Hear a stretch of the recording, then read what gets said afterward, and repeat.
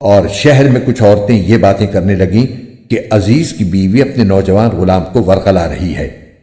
اس نوجوان کی محبت نے اسے فریفتہ کر لیا ہے، ہمارے خیال میں تو یقینی طور پر وہ کھلی گمراہی میں مبتلا ہے۔ چنانچہ جب اس یعنی عزیز کی بیوی نے ان عورتوں کے مکر کی یہ بات سنی تو اس نے پیغام بھیج کر انہیں اپنے گھر بلوا لیا اور ان کے لیے ایک تکیوں والی نشست تیار کی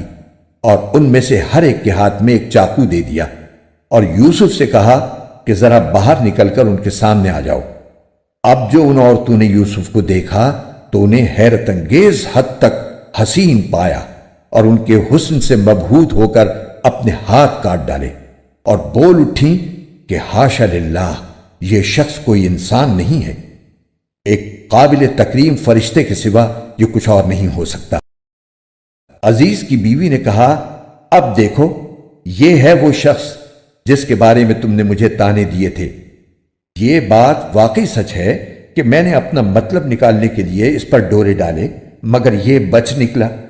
اور اگر یہ میرے کہنے پر عمل نہیں کرے گا تو اسے قید ضرور کیا جائے گا اور یہ ذلیل ہو کر رہے گا۔ یوسف نے دعا کی کہ یا رب، یہ عورتیں مجھے جس کام کی دعوت دے رہی ہیں اس کے مقابلے میں قید خانہ مجھے زیادہ پسند ہے، اور اگر تو نے مجھے ان کی چالوں سے محفوظ نہ کیا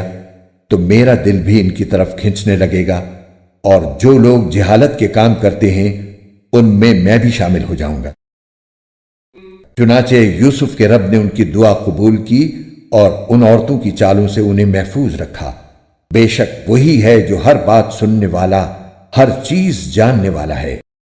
پھر ان لوگوں نے یوسف کی پاک دامنی کی بہت سی نشانیاں دیکھ لینے کے بعد بھی مناسب یہی سمجھا کہ انہیں ایک مدت تک قید خانے بھیج دیں۔